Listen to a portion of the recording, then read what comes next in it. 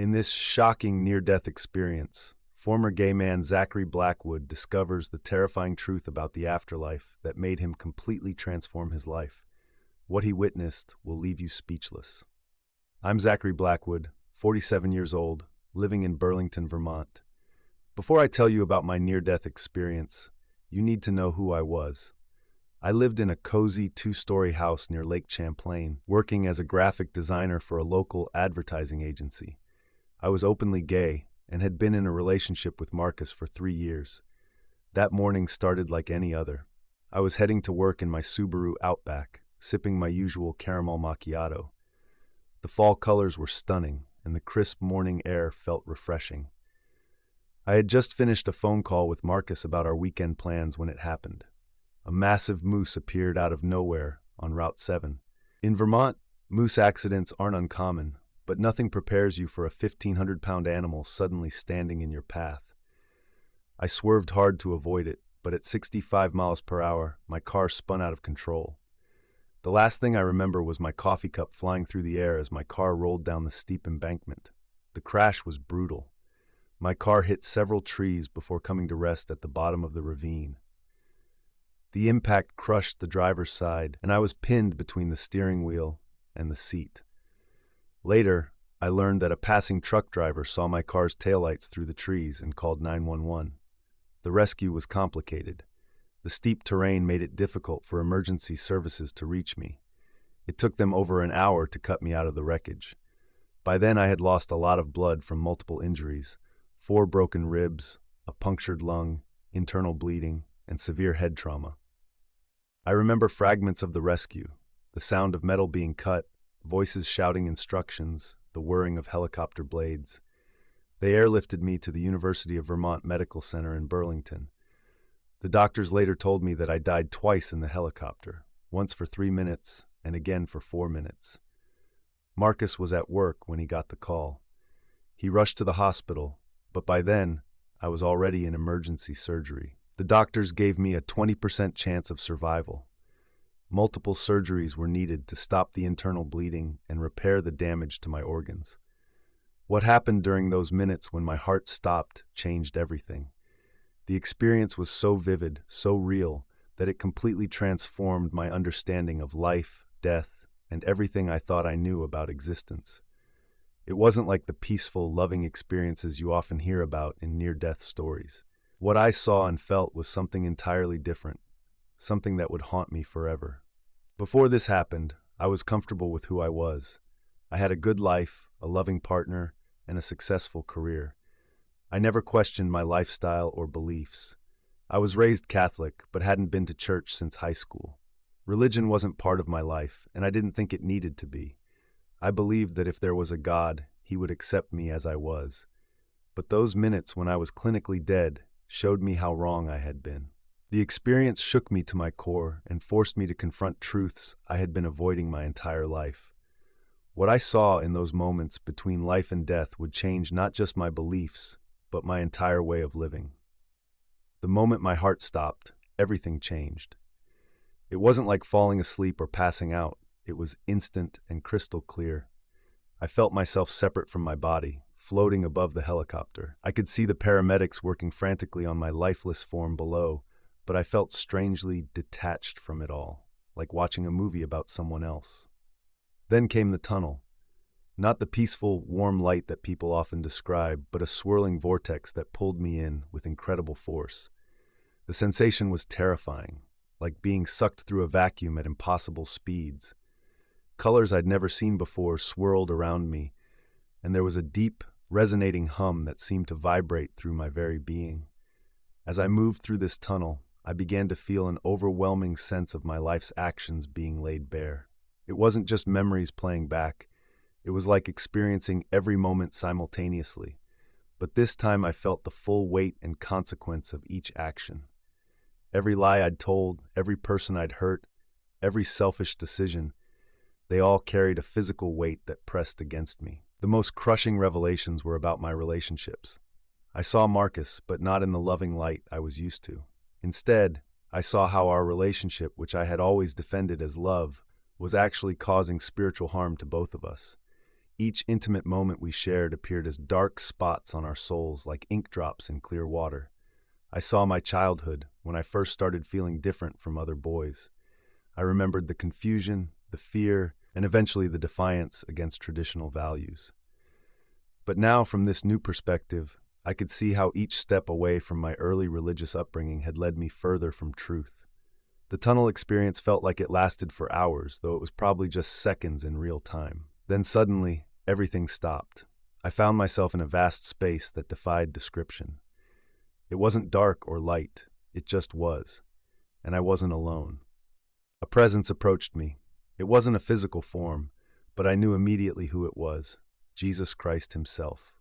The recognition came with absolute certainty, like suddenly remembering something you've always known but somehow forgot. His presence was overwhelming, pure love mixed with an authority that made me want to fall to my knees. But this wasn't the gentle Jesus from Sunday school pictures. This was the King of Kings, the judge of all creation. In his presence, every justification I'd ever made for my lifestyle crumbled to dust. I couldn't hide anything. Not from him, not from myself. He didn't speak with words, but his message flowed directly into my consciousness. I understood that he loved me with an intensity that was almost painful, but that love didn't mean acceptance of all my choices. I saw how my lifestyle, which I had convinced myself was natural and good, was actually in direct opposition to his design. The message was clear. My sexual orientation itself wasn't the sin. It was the choice to act on it, to embrace it, to make it my identity. I saw how this choice had affected not just me, but others around me. Every time I'd encouraged someone else to be true to themselves by embracing homosexuality, I'd actually been leading them away from salvation. Then came the most difficult part. Jesus showed me others, countless souls who had made the same choices I had. I saw them in what I can only describe as a holding place. Not quite hell, but definitely not heaven. They were trapped in their own justifications, unable to move forward because they refused to acknowledge the truth about their choices. What struck me most was that many of these souls had been religious, even Christians, but they had chosen to interpret Scripture in ways that justified their lifestyle rather than conform to God's actual design. I saw how this deliberate misinterpretation had created a barrier between them and true salvation. The presence of Jesus then guided me to witness something that still makes me shudder. I saw glimpses of hell, not the cartoonish version with red devils and pitchforks, but something far more terrifying. It was a place of complete separation from God's love, where souls experienced the full consequence of their choices. I understood then that hell wasn't a punishment God created out of anger, but rather the natural result of choosing to live permanently separated from him. The souls there had made their choice during their earthly lives, and now that choice was eternalized. What happened next was even more intense. Jesus began showing me the truth about sexuality and gender as he designed it. I saw how the male and female union was more than just physical. It was a spiritual reality that reflected deeper truths about God's relationship with humanity. I was shown how modern culture's embrace of alternative lifestyles wasn't progress, but rather a sophisticated form of deception. Each step away from traditional marriage and gender roles was actually a step away from divine truth. The revelation continued as I was shown the spiritual impact of pride parades, gender transition surgeries, and same-sex marriages. From this heavenly perspective, I could see the spiritual darkness that surrounded these events, despite their outward appearance of joy and celebration. But what hurt most was seeing how my own activism had affected others. Every time I had spoken out in favor of LGBTQ+ rights, I had been unknowingly leading others away from salvation. The weight of this responsibility was crushing. Jesus showed me specific moments, conversations I'd had, social media posts I'd made, young people I'd influenced. Each instance was like a stone around my neck, and I felt the full weight of my role in leading others astray. Yet through all this, I felt no condemnation from Jesus, only an overwhelming love and desire for me to understand the truth. He showed me how many of my gay friends were actually struggling with their choices, despite their outward appearance of happiness and pride. Then came a series of visions about my future, two possible paths. In one, I continued my current lifestyle, eventually dying without changing and facing the eternal consequences. In the other, I embraced the truth, left my gay lifestyle, and helped others do the same. The contrast between these two futures was stark and undeniable. I was shown that my same-sex attractions weren't my fault. They were the result of various influences and experiences in my life. But how I chose to act on them was my responsibility. Jesus revealed that he offered the strength to resist these desires, even if they didn't completely go away in this lifetime. The most powerful moment came when I was shown people who had successfully left the gay lifestyle. Their struggles were immense, but their joy in following truth was even greater. I saw their crowns of victory in heaven, earned through their difficult but faithful choices on earth. This part of the experience ended with a profound understanding. True love isn't about affirming everyone's choices, but about helping people find their way to God's truth, even when that truth is difficult or unpopular. At this point in my experience, everything shifted. I found myself in what I can only describe as a heavenly courtroom, but instead of being put on trial, I was being given a choice. I could return to earth with this new understanding, or I could face judgment right then. The weight of this decision was enormous. I knew that if I chose to return, I would have to completely change my life. I would lose friends, face criticism, and have to leave Marcus, whom I truly cared about. But I also knew that staying would mean facing judgment for my unrepented sins. Jesus showed me that my return would serve a greater purpose. My experience could help others trapped in the same lifestyle I had been living. He revealed how many people were secretly questioning their gay lifestyle but felt too afraid or confused to change.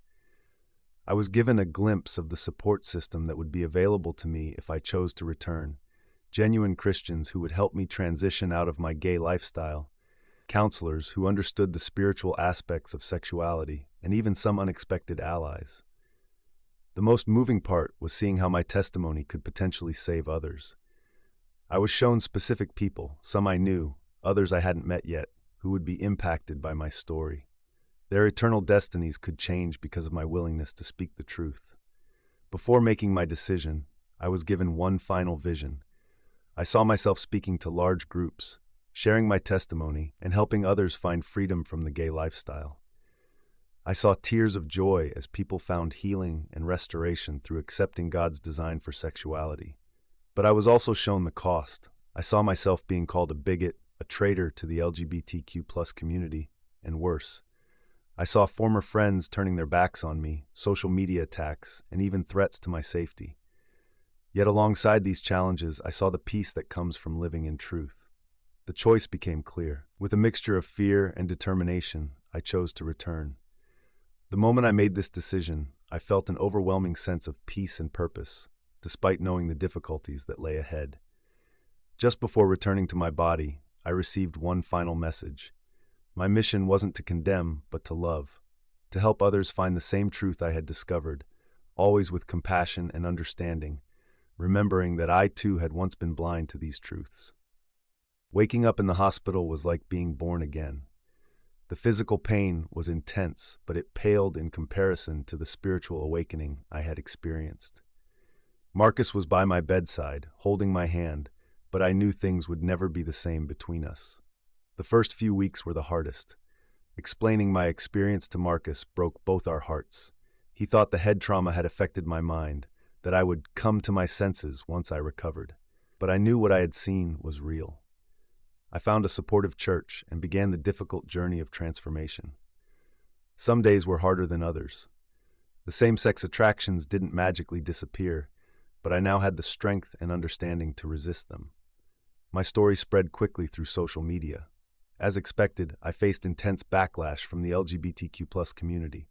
Former friends accused me of internalized homophobia, of betraying the cause. But for every person who rejected me, another reached out privately, expressing their own doubts about the gay lifestyle. Today, 2 years later, I run a support group for people questioning their sexual identity or seeking to leave the LGBTQ+ lifestyle. It's not about conversion therapy or forcing change.